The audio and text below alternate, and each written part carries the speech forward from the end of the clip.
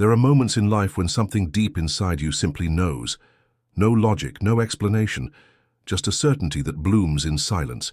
It's not a thought, it's not a feeling, it's something else entirely. Carl Jung called it intuition, an ancient perception that arises not from the mind but from the soul. It speaks in symbols, in sensations, in subtle shifts in your energy.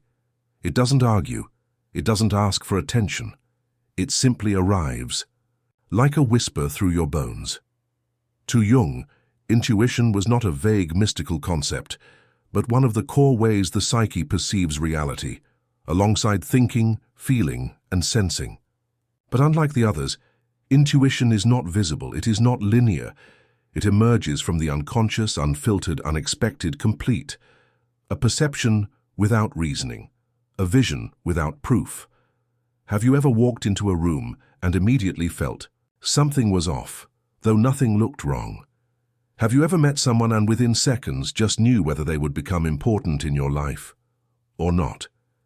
That's the language of the soul speaking. It doesn't shout. It doesn't plead.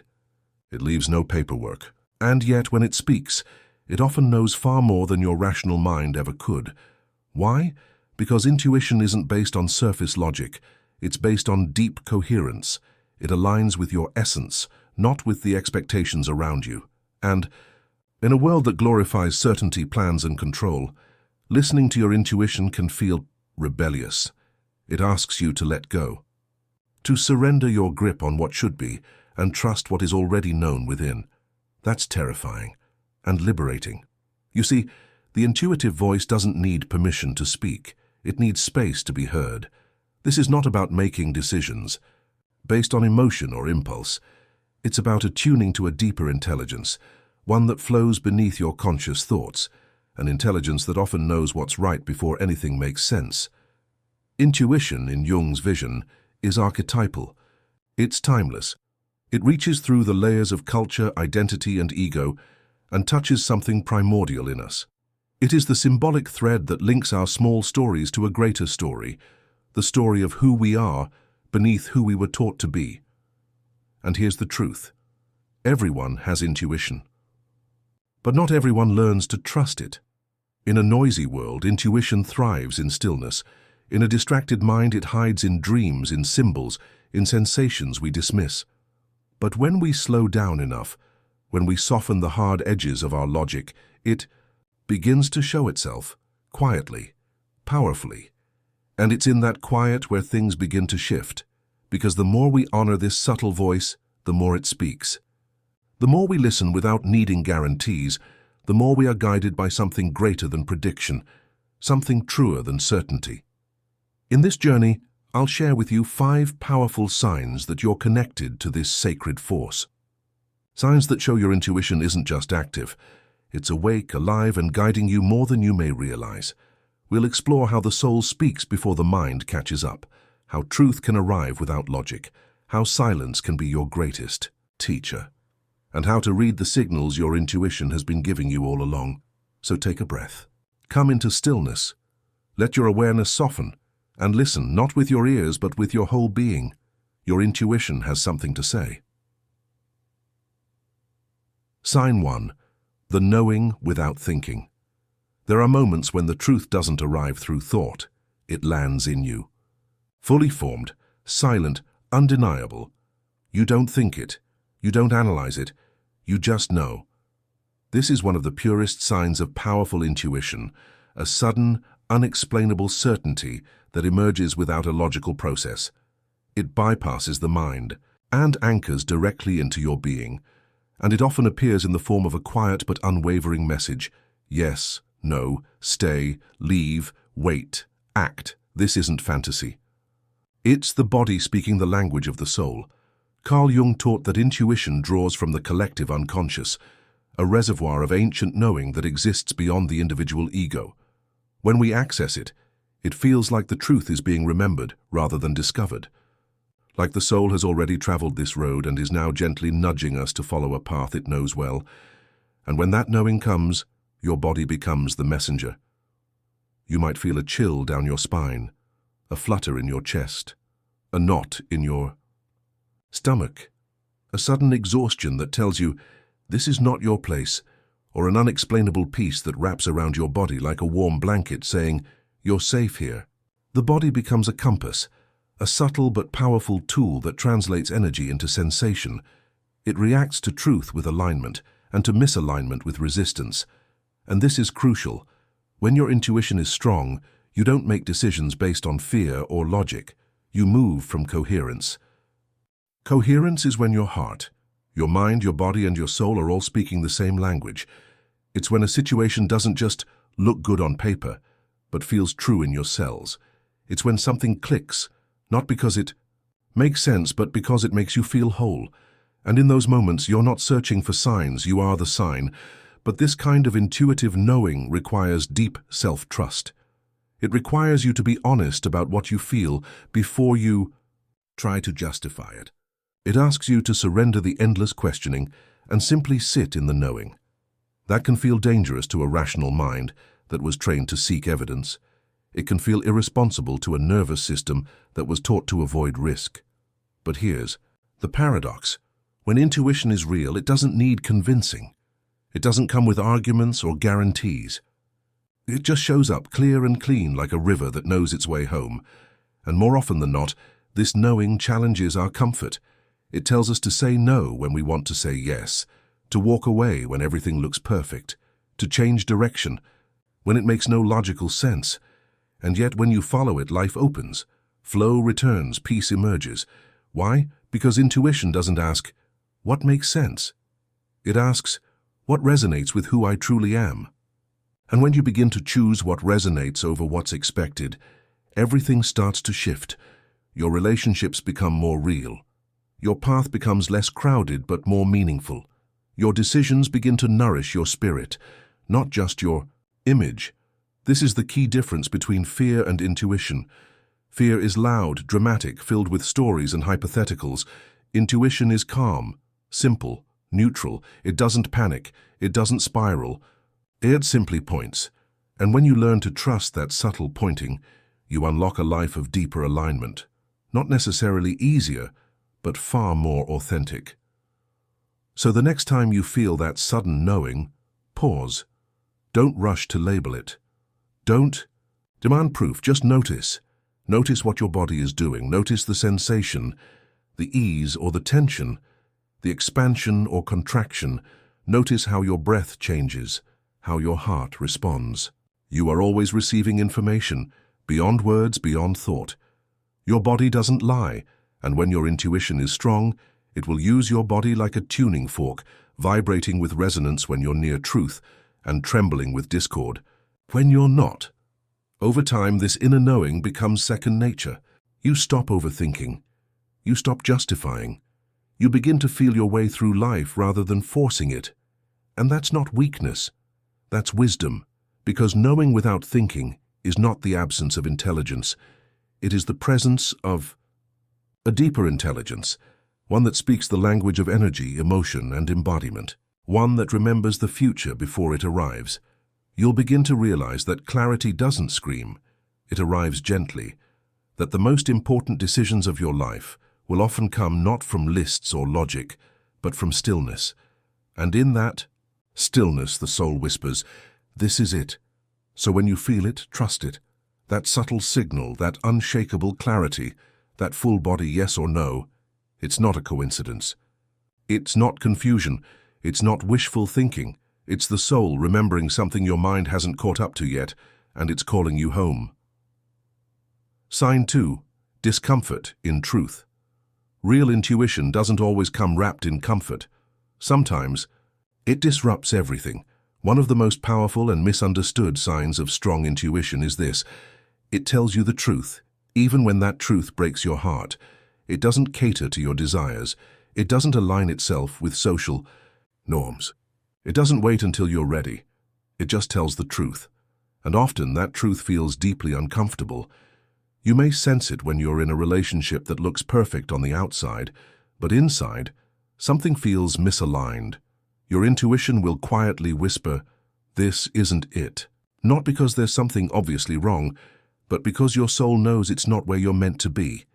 That whisper might come in the middle of laughter, in the middle of a hug, in the middle of everything is fine, and yet it cuts through all the noise with clarity that is soft but final. This is where intuition begins to mature, because it's no longer about what makes you feel good. It's about what feels real, and the real isn't always comfortable.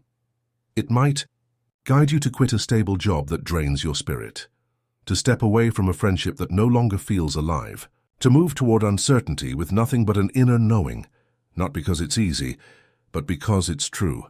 Jung believed that the unconscious contains not only our personal shadows and wounds, but also the deeper, archetypal knowledge of our soul's direction. And when we get quiet enough, our intuition becomes the voice of that direction. But here's the key. This voice doesn't always align with our ego's plans. The ego wants safety. It wants familiarity. It wants recognition and validation. The soul wants alignment, expansion, truth, and those two voices often disagree, loudly. That's why intuitive decisions can feel heavy at first, not because they're wrong, but because they pull you away from what is familiar and toward what is authentic. They disrupt patterns. They challenge attachments. They dismantle the structures we built to feel secure. But here's what separates the intuitive from the impulsive. The intuitive doesn't chase what feels good in the moment. It honors what feels right in the long term. It recognizes the difference between temporary discomfort and deep misalignment. And so discomfort becomes a tool. Not all discomfort is a red flag. In fact, the most transformational intuitive choices often begin with unease, because you are stepping into the unknown, because you're leaving behind identities, titles, relationships that once defined you. But if you listen closely, there's a different quality to this discomfort. It's not frantic. It's not fear-driven. It's charged with truth. You can feel it in your breath, in your chest, in your bones. It's the discomfort of walking away from something almost right, of choosing solitude over shallow connection, of trusting your body's no, even when your mind is still clinging to a maybe. And the deeper your connection with your intuition becomes, the more fluent you become in this language. You begin to trust those subtle internal shifts. You start to honor what feels aligned, even if it makes you uncomfortable. And you learn to sit in the tension without needing to resolve it immediately. You start to recognize that silence isn't emptiness, it's space.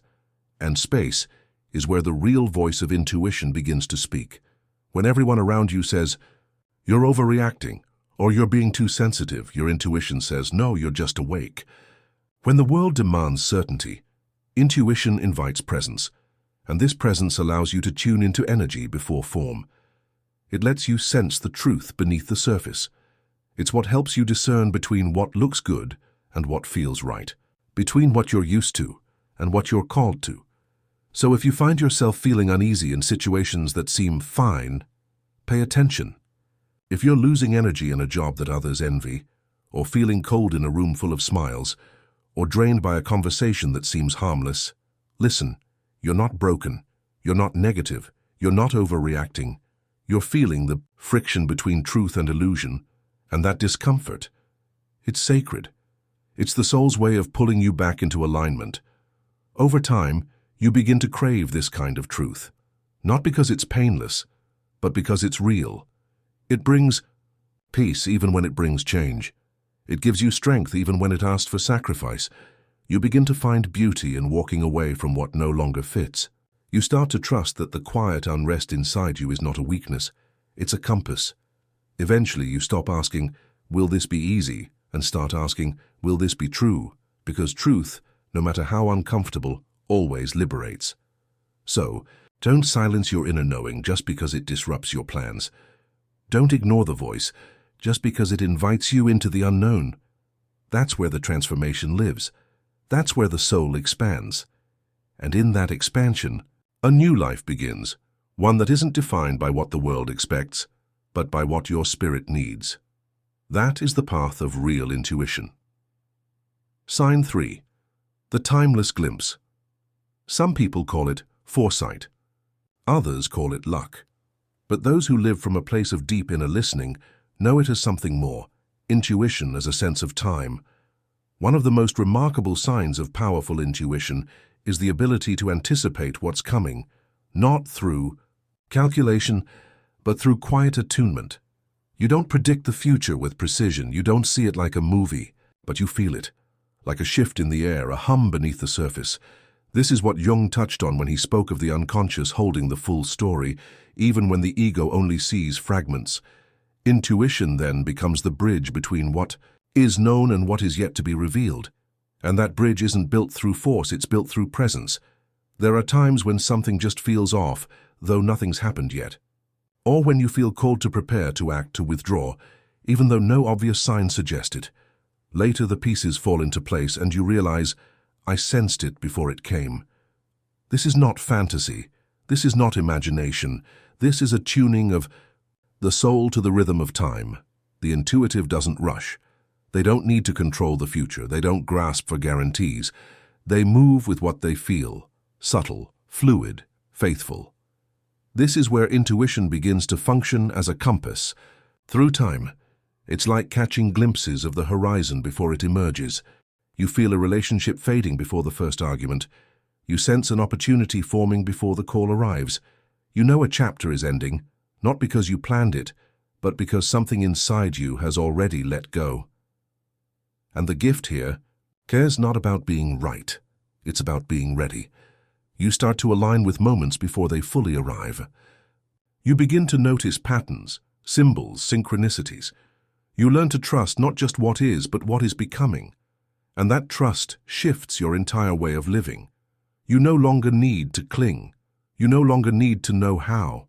You stop asking, when will it happen? And begin to listen to the feeling that it already is.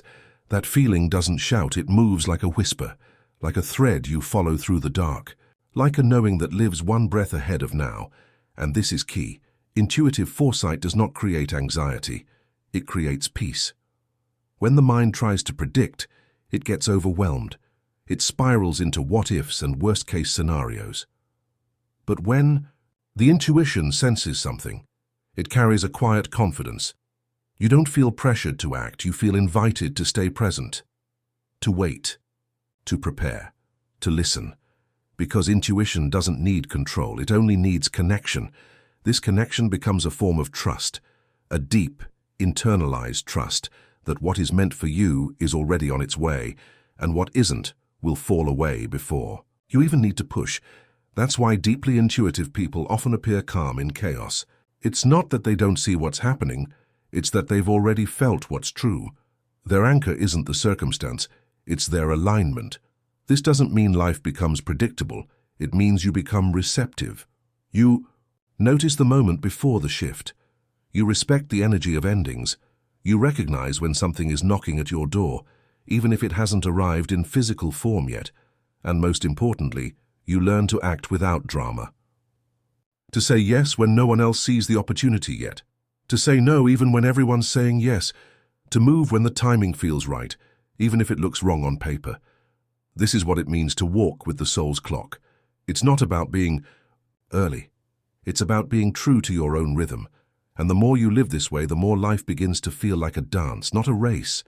You become less reactive, more patient, more clear. You stop trying to manifest from urgency. You stop trying to chase certainty.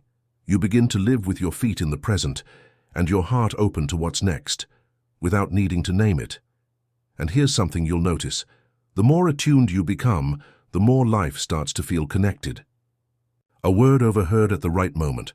A song lyric that speaks to your soul. A delay that turns out to be a blessing. You begin to see that time isn't something you manage, it's something you partner with, because you've learned something profound. You don't need to see the whole path to know where you're going. You just need to feel the next step and trust it. And that kind of presence, calm, intuitive, attuned, is a superpower. It allows you to navigate life with grace, to hold your center when others lose theirs, to recognize the signs without rushing their meaning. So if you often sense things before they happen, trust that. You're not imagining it. You're not too sensitive. You're tuned in, you're aligned with a part of you that listens not with ears but with spirit.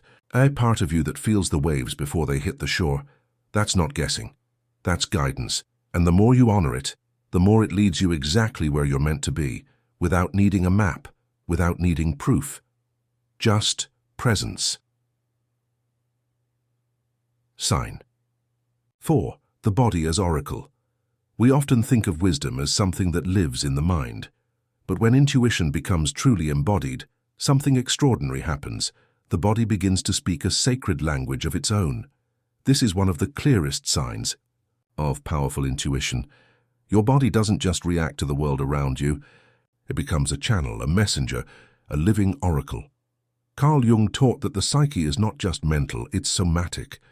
The unconscious speaks through dreams, symbols, and yes, through the body itself. When the conscious mind is silent or distracted, the body becomes the stage where truth reveals itself. You may feel this in subtle ways. A tightness in your chest when you're about to say yes to something that doesn't feel right. A sudden wave of fatigue around someone whose energy is draining. A sense of lightness or warmth when you're in the presence of what is true. Your body doesn't lie. And when you learn to listen to it, not just medically but intuitively, you discover that every sensation has a message. Every shift in energy is a form of communication. This is not about diagnosing, it's about decoding. Because the body is a mirror of your inner landscape. When your intuition is strong, your body becomes a compass, a truth detector, and a healing vessel all at once. Here's what that looks like. Sometimes a conversation leaves you feeling suddenly depleted, not because it was long, but because it was energetically misaligned. Other times, you feel inexplicably safe with someone you've just met, not because you know them, but because your body recognizes something your mind hasn't processed yet.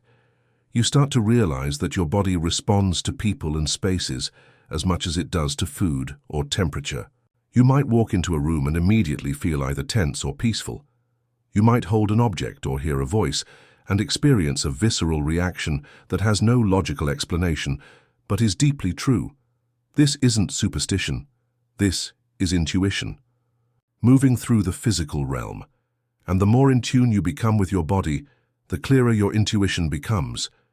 You'll begin to distinguish between emotional tension and energetic warning, between excitement and alignment, between fear and resistance, and that distinction changes everything. It allows you to pause when your stomach tightens instead of pushing through, to take a break when your chest feels heavy instead of numbing out, to lean in when your heart feels open, even if your mind is unsure. This kind of intuitive embodiment turns the body into a sacred ally, a guardian, a guide. But for that to happen, you must slow down. You must learn to listen not just with awareness, but with reverence. The body is ancient. It holds more memory than the mind. It remembers trauma, love, intuition, and soul agreements far beyond what the rational brain can understand. And in quiet moments, it speaks, sometimes through tension, sometimes through breath, sometimes through illness. And your job is not always to fix, but to listen. Because symptoms can be signals, posture can be protection, movement can be revelation. And when you approach your body as a spiritual instrument, you begin to treat it differently. You create space for stillness. You learn the value of silence, not as emptiness, but as presence. You honor your fatigue, your gut reactions, your spontaneous tears or laughter, not as interruptions, but as messages. Over time, this listening becomes a practice, a ritual. You may find yourself taking intentional pauses throughout the day, not out of discipline, but out of devotion. You might hold your heart in moments of grief, place a hand on your stomach before making a decision, or simply sit in quiet after an overwhelming encounter, letting your body recalibrate before your mind catches up. These aren't just habits, they're ancient ways of coming home to yourself. And as you practice this, your intuition sharpens, not just as a mental concept, but as a full-body knowing. You begin to live in real time with your inner truth. You protect your energy not out of fear, but out of love. You create boundaries that feel like self-honoring, not self-defense. You become a steward of your own energy, sensing when to move and when to be still, when to engage, and when to step back, not based on logic, but on alignment. And the more you honor your body as oracle, the more it guides you. It teaches you when to speak and when to stay silent, when to move forward and when to wait, when to connect and when to release. It becomes a sacred translator between the unseen and the seen. And here's the most beautiful part. You don't need anything external to validate it. Not approval, not evidence, not permission. You only need to trust the language of your own being. So if your body is speaking through sensation, through emotion, through subtle shifts, listen, that is your intuition.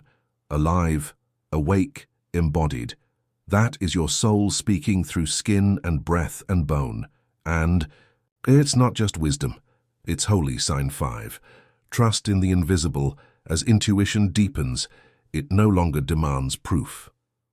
There comes a moment on the path when the need to seek confirmation dissolves, and what once required external validation begins to feel quietly self-evident. This is one of the most profound signs of powerful intuition, a calm, unwavering trust in what cannot be seen or touched, yet is undeniably real. You stop needing to explain yourself. You stop waiting for others to understand your choices. Instead, you begin to move in alignment with something sacred, an inner guidance that isn't loud or dramatic but steady and deeply present. This is not about blind faith. It is about living in coherence with the parts of yourself that feel ancient, wise, and intimately familiar. Carl Jung spoke of the numinous, the experience of the divine within the psyche, a kind of spiritual presence that transcends explanation and touches the very essence of being. Mature intuition lives in this space.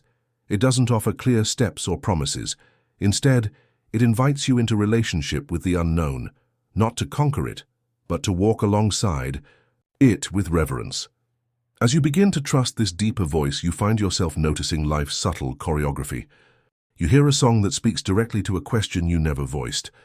You encounter a delay that initially feels frustrating, only to realize it protected you from something misaligned. A person you've never met says something that echoes a private thought. These are not accidents. They are synchronicities, the soul's way of letting you know you are in tune. And the more you listen, the more you realize you are not guiding your life alone. You are in dialogue with something greater, an invisible current that moves with you, not against you, even when it challenges your expectations. To trust the invisible is not to abandon logic, but to recognize that not everything important can be explained. It means learning to sit with the unknown without trying to force clarity. It means choosing to remain grounded, even when there are no guarantees. It means sensing deep within your being that your intuition is already holding what your mind cannot yet understand. You begin to make decisions not because they are guaranteed to work, but because they feel right in a way that logic can't articulate. You choose based on alignment rather than approval. You speak less, but your presence carries more weight. You stop announcing your process because you no longer need to convince anyone. You simply live from a deeper truth. That inner coherence is magnetic. It creates a quiet gravity that draws the right people, opportunities, and outcomes. Not because you're chasing them, but because you've made space for them by being fully yourself. Over time, this trust becomes a way of being. You stop measuring your life by milestones and start feeling it through resonance. You stop asking whether something is certain and start asking whether it is true. And you stop seeking safety in control, finding instead a far more lasting safety in surrender. To trust in the invisible is to recognize that intuition is not a tool for avoiding uncertainty, but a companion that guides you through it. It helps you recognize when to pause, when to act, when to let go, not because the path is marked, but because you are listening. And listening is enough. This doesn't mean you will never feel fear. It means fear no longer drives the vehicle. It becomes a passenger you acknowledge, not a voice you obey. It means you can hold questions without answers, endings without closure, and beginnings without guarantees. And it means you can find peace not in knowing but in allowing. You'll begin to notice a shift. You no longer wait for the universe to show you a sign because you understand that your very existence, your own felt sense of alignment, is the sign. You are the signal. You are the message. You are the moment that confirms itself. This kind of intuitive trust brings clarity without explanation. It invites you to move in silence, with integrity, knowing that your actions ripple with more impact than any argument could. It helps you discern not through logic or emotion alone, but through a deep embodied awareness that often defies language. And here's what's most beautiful. When you live this way, the world begins to meet you differently. Not because the world has changed, but because your presence within it has. You become more open, more receptive, more magnetic, not by doing more, but by resisting less. This is the essence of trusting the invisible. It's not about certainty, but about surrender. It's not about knowing the outcome, but about honoring the call. It's not about answers. It's about the willingness to walk with grace through the space where answers haven't arrived yet. So if you feel a quiet knowing inside you, a calm that persists, even when logic hesitates, listen. If you're starting to act not because you're sure, but because something inside you feels gently aligned, trust that. If you've stopped needing to explain your every move and have started moving with a steady rhythm that only you can hear, you are not lost. You are walking in truth, and you are exactly where you're meant to be. If something in you stirred while listening to these words, if you felt a subtle recognition, a quiet inner nod, a warmth or weight in your chest, that wasn't just emotion, that was memory. A memory not of the mind, but of the soul. Because deep down you've always known what was true. You've always had this voice inside you, gentle and persistent, calling you back to something ancient, something sacred, something that never needed to be taught, only remembered. This is what intuition truly is. It's not a skill you acquire, it's a homecoming. It's the quiet reawakening of a voice that was always yours, buried beneath noise, doubt, and the endless conditioning of a world that demands clarity before trust. But intuition doesn't work that way. It doesn't offer blueprints or guarantees. It doesn't compete with logic. It simply lives beside it, deeper and older, like a river flowing beneath the ground. It asks for stillness, not strategy.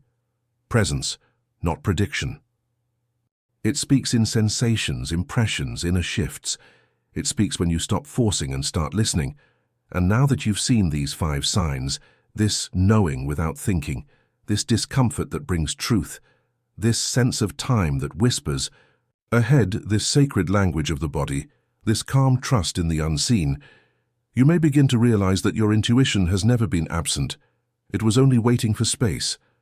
And now, the invitation is simple. Give it that space. Not through effort, but through awareness. Pause, breathe, place your hand on your heart, and notice what rises in the silence. Notice how your body leans towards some things and recoils from others. Notice the quiet certainty that appears when you stop chasing answers and start trusting feelings that have no words. Trust is a relationship, and intuition is its language. The more you listen, the more it speaks. And while the world may rush to explain, to measure, to validate, you get to choose something softer, to live by inner resonance, not external validation, to move from alignment, not approval, to live in rhythm with your own sacred timing, not the pressure of the collective clock. This is not an easy path.